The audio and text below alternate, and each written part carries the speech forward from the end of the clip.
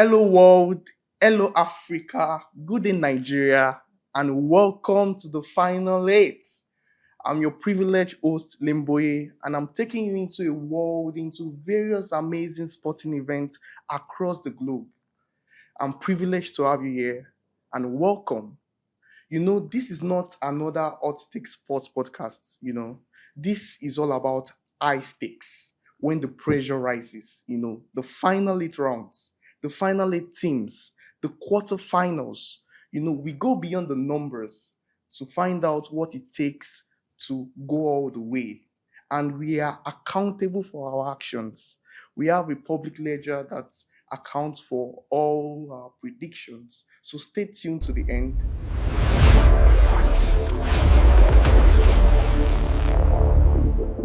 This is episode one. Episode one. And it's befitting that our first episode is the premier sports event in Africa. I'm a proud Nigerian, I'm a proud African, and I'm bringing to you the final eight of AFCON 2025. I'm pleased to be here, and let's get into it. So this is how the episode is going to flow, okay? We would recap the final eight teams and look at their performance so far, what their pre-tournament expectations were, and we would then take each team step by step, a quick snapshot, and then stay tuned to the end because I'll break down my pick and why I believe this team would go into the end. So here are the final eight teams. We have Nigeria, the loudest country in Africa. I'm a proud Nigeria. We are the giants of Africa, I believe, the African juggernauts, the home of Afrobeats. We have Algeria, our next opponent. We have the Ivory Coast. We have Egypt, Morocco, Cameroon, and Mali. It's an exciting quarterfinal matchup. And actually, there has not been any key notable upset so far. All the pre-tournament heavyweights are currently in the tournament, which makes for an exciting quarterfinal lineup. And I'm here to take you through it. So let's start with Nigeria. Of course, where would we start from? We start with Nigeria, the African juggernauts. You switch on your TV to watch Nigeria and you're in for a good time. They're actually the tournament's biggest entertainers. You are in for a goal fest. They lead the tournament with the highest number of goals scored, averagely of 3 per game. They've scored 12 so far. They've actually conceded about 4 goals, so it will be a shootout. We love entertaining. We love drama on the pitch. Nigeria currently the number 1 ranked offense in the tournament, actually. And we like to start fast. Of course, Nigerians like to start fast. Why not? They've actually scored first in all their matches so far. Now, let's go to our opponents in the quarterfinals, the Desert Warriors of Algeria. They are quite an efficient team, very balanced, defensively solid. They're actually the second-ranked defense in the competition so far. They've also scored 8 goals, and they are ruthlessly efficient. They've kept 3 clean sheets so far. And of course, they have big African stars like Riyad Mahrez. So they're a team to look out for. The quarterfinals is actually quite stacked because guess the next team we're covering? We're covering the recent World Cup semi-finalists, a top 15 team globally, the Atlas Lions of Morocco. They currently also have the African Player of the Year, an excellent team. Guess their style? They like to constrict their opponents. Tiki-taka football, Pep Guardiola football, you won't sniff the ball. 72% possession dominance, that's the highest ranked in the tournament so far. And they are on an 18-match unbeaten streak. And they are the hosts. Interesting. The Ivory Coast, the Elephants, the defending champions. This is quite a stacked quarterfinal lineup. Because guess who their talisman is? Manchester United one and only Amad Diallo. He has won 2 man of the match so far in the competition. They have stamina and depth. They actually have the highest number of goals scored in the last 15 minutes. So guess what? They know they tire. You're tired, you're hungry, that is when they will wipe you. This actually is stacked lineup because guess the next team. We are talking about Mane and the Lions of Teranga, the only African team that has been to the finals of the African Cup of Nations two of the last three times. They actually a globally top 20 team. Only Morocco and Senegal are in the top 20 globally in Africa. They've scored the second highest number of goals, 10 goals, right? Their goal difference is also the biggest outside of Nigeria, of course, or tied with Nigeria actually, with eight goals, 8 goal difference. And the beautiful thing about them is you don't know where their goals are coming from, right? They have 6 different goal scorers. So you bench one, another scores, right? You try to restrict the goal scorer, the goal is coming from here. Amazingly balanced team, an amazingly exciting lineup. Well, we have 3 to go, and Egypt is no small feat. Egypt is actually the most successful team in the tournament to date. They've won 7 titles. They also have the most impressive Premier League player in the last decade, Mohamed Salah. I mean, you can argue with me in the comment section, so feel free, right? Actually, they've been quite unique in the tournament so far, right? 2 of their last 4 games, that's 50%, have actually gone the distance. So they are more of a grinder. But once you have the X factor like Salah, anything is possible, right? An amazing competition, amazing competition. We have the Cameroonians, right? Mbuemo, Abubakar, you never know. Remember, I'm a believer. This team is stacked with amazing, chaotic, well-driven competitors. They have the highest physicality rates in the competition so far. Highly physical. They don't mind a yellow card or two because they actually have the highest number of yellow card counts in the tournament till date, 3. So if you want to do big boy on the pitch, don't face Cameroon. They are going to go to war with you, right? They are mentality monsters, highly dangerous, so don't count them out. And finally, we look at the Eagles of Mali. I call them the defensive wall because guess what? They are the most impressive defensive team in the tournament. They've considered the lowest number of XG so far. Actually, go watch their last match. They lost a man at the 30-minute mark. They played a whole 90 minutes, down a man, and Tunisia never smelt or looked like scoring anytime. The defensive wall, the resilient one. This is actually an amazing lineup, and it's a pleasure covering these 8 teams. I believe African football has never been as good as it is. Please don't argue with me. Actually, feel free to argue with me in the comment section, okay? Feel free. But African football is in a great place. A lot of heavyweights going on and lots of great matches to bring you to.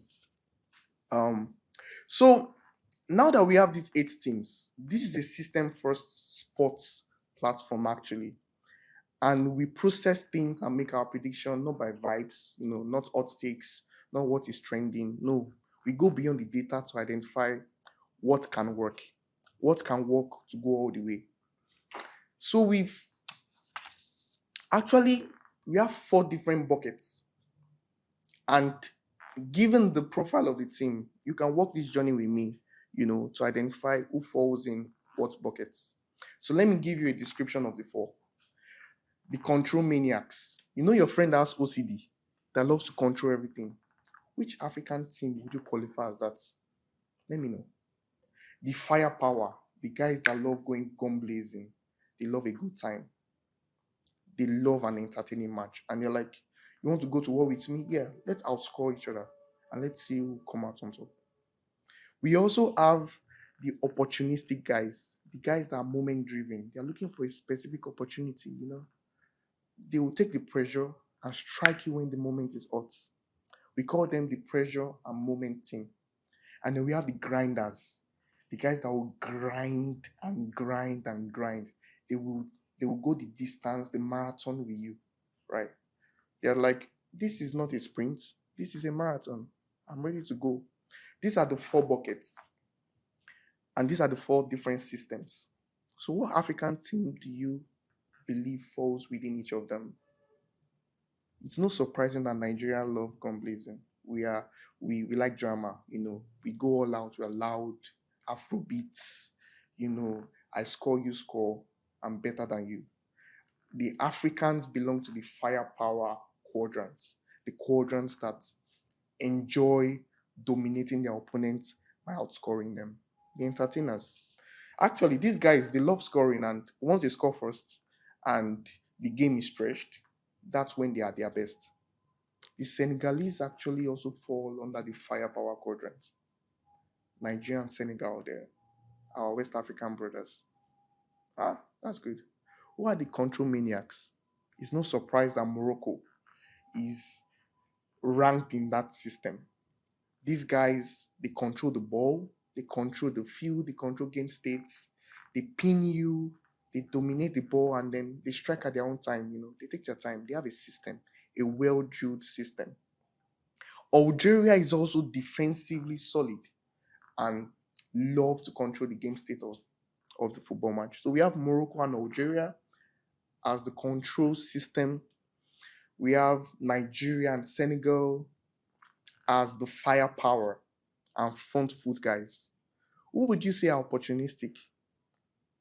Hmm. Look no further than our neighbors, the Cameroonians. They are actually one of the most dangerous team when it comes to set piece. They take the opportunity when it comes. Give them a set piece and they will take it. They also have dangerous attackers in Mbuemo. The Ivory Coast also falls under this category as well, actually. They take the pressure, they take the reading, and then they have outlets that can punish you. And finally, we have the grinders. It's no surprise that Mali belongs to this category, right? They are physical. They don't mind having the wall. Their down 10 man is not going to be easy. And the Egyptians, actually, looking at their performance so far, they have actually grinded and persevered through their matches. 50% of their matches have gone the extra length, gone to extra time. So you know that they don't mind going the distance. So, like I said, this is a system first podcast, and we want to identify the system that is well primed to take it all. Let me know which system you believe is most primed. So let me use this analogy, all right? And I love this analogy so much because it shows that each system have their strengths and their weaknesses. So for the control guys, what profession would you say fits that kind of system? The lawyers, right? They love dictating their terms. They love having contract. They love having system. They would set the terms, set the contract, bring you into it, and they will enforce it, right? They love that well-drilled legal jurisdiction. Well, I love lawyers. Hmm. So, is that system the best system to win it all this year? What do you think? Or would you prefer to be a firepower? You know you can score, you know you can be creative, you know you have that spark, you have that je ne sais quoi, you can do it all. You have attackers, the firepowers, the Nigerians. You watch their matches and you know there's going to be goals, right? Like the tech bros, the creative ones. Very creative. They can do and undo, right? There's drama of the pitch. There's drama on the pitch. There's drama everywhere. Very dramatic set of people. Is that the system that you have the quality to outgun anyone? Is that the system that is well primed to win? What do you think? Or would you prefer the opportunistic guys, the guys that bid their time and wait for the moment to strike? Like the finance guys. They're just in the stock market chilling. And then they see an opportunity, they take advantage of it. You hear they've made profits of 2x, 3x in a year. But all of that came from one small opportunistic play. Like the Cameroonians, right? They're in the field. A set piece comes and they score. They defend, right? They go on the counter attack. Is that the best system to win it all? Or would you like the perseverers, the ones that are boxers, like a boxer, you know? He goes one round, two round, he's beating his time, stamina, right? I would outlast you, It's not a sprint, it's a marathon. I'll just defend, take your blues, take your blues, and we will see who will be tired at the end. So, what system do you think? Stay tuned because I'll be revealing what system that the committee at the final eight has decided is well primed to take it all. But we are open to conversations. I mean, this is the reason we are here, to let you decide who has what it takes.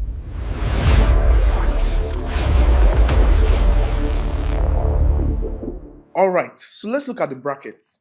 So here's the brackets. Right. On one side, we have Senegal, Mali, Egypt, and the Ivory Coast. Amazing matchups. And on the other side, we have Morocco, Cameroon, Nigeria, and Algeria. So these are the parts. So let's take a systematic approach, okay? I've explained the systems. The first one, Senegal versus Mali, a staunch defense versus a firepower African juggernaut. I really do believe that the Senegalese on their brackets, they have the quality, they have the persevering traits, they have the experience, right? You have Mane, you have Idris Anagay, you have Indai, guys that are professionals and play at the top level in their respective sporting clubs. So I actually do believe they know what it takes to overcome the defensive structure of the Malians. So I would say to represent this bracket in the final, I believe the Senegalese are well primed. They are the most balanced team. I believe they can withstand a lot of the potential firepower from the Ivory Coast, for instance, when the opportunity is right for them. I believe they can withstand those challenges. I believe they can also break down the Malians and the Egyptians. And like I said, they've been to two of the last three African Cup of Nations finals, right? So they have the know-how. They know how to do this. They have 6 different goal scorers. They are not dependent on a critical member in their team. They are a cohesive organization. So I do see the Senegalese going to the final. That brings me to the hardest part of the bracket.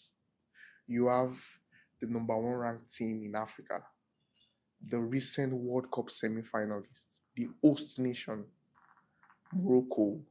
You have Nigeria. You never count us out. Never count Nigeria out. They always come back. And they come back ready to prove a point. You have Algeria. Algeria, a ruthlessly efficient sporting nation. And they've shown that in this tournament. They can score goals. They are the second highest ranked defensive team by number of goals conceded. And then you have the Cameroonians, an opportunistic team. They can take the pressure and they can strike at any time. This bracket is actually well stacked. And to be honest, this, if you need a match of these quarterfinals, any of these 2 matches will do. Go watch Nigeria versus Algeria, and I'm pretty sure you would have a great time. Who do I think would emanate from these brackets? I can see any of these 3 teams, to be honest. I can see Morocco going all the way to the final. I can see Nigeria doing that. I can see Algeria doing that. But I really believe it's between Morocco and Nigeria. Remember, Morocco and Algeria, they are control dominating teams. And I really do believe if Algeria, by any chance, meets Morocco on its way to the final, given that they play the same system, Morocco is just a better team. You know how they say, right? Sometimes when you are outgunned, outpowered, outmaneuvered, you have to change the rules. You don't play by the same rules. Unfortunately, though, Algeria and Morocco, they are control freaks. And Morocco is just the better side. So really, it's really between Morocco and Nigeria from these brackets to compete for the title in the final. I mean, Uh, Nigeria should make the final, right? Unfortunately, I think we'll be disappointed. Unfortunately, I really believe when you have a system that is well drilled, sustainable, with different pieces that you can move against a team that is predicated on outscoring you, you can create the conducive nature to nullify their threat. Also, Nigeria actually has a lot of off-camera drama, which could creep into their performance. Okay, so I really believe, unfortunately, wearing a Nigerian jersey, this is a system-first podcast. I can't cheat the system. The system says that the final of the African Cup of Nations will be between the Atlas Lions of Morocco and the Lions of Teranga, Senegal. And to be honest, you couldn't have picked a toss up in the final between these two teams. You have a well experienced team in Senegal, and you have a team that has shown it can dominate both in Africa and on the global stage in Morocco. The number one ranked team versus the number two ranked African team. Wow, that's a final you shouldn't miss. So here comes our prediction. And when I say our, I mean our collective committee that's analyzed the data, has looked at the systems, and has arrived at a conclusion. Our high conviction pick to win it all and to walk away with the beautiful African Cup of Nations title. The Atlas Lions of Morocco. Yes, we believe the Atlas Lions of Morocco would actually go end to end as the host nation and walk away with the African Cup of Nations title. I can imagine how the stadium would be supportive, the energy in the crowd. That is enough to push them to the very end. So I really do believe the Moroccans would walk away with the title and the Senegalese would be outgunned in a very exciting, intense final. Let me know whether you have another choice. Please feel free, right? Each system has their strengths and weaknesses, so there's no right or wrong answer, right? Now, let's go to the public ledger. Like I said, we are accountable for our choices. And all through this season, all through this year, we'll be keeping a public ledger of our prediction to date. And the first one is in the books. Morocco to win an African Cup of Nations final between Morocco and Senegal. And this is the way the scoring would work. For every successful pick to win the title, there will be 6 points.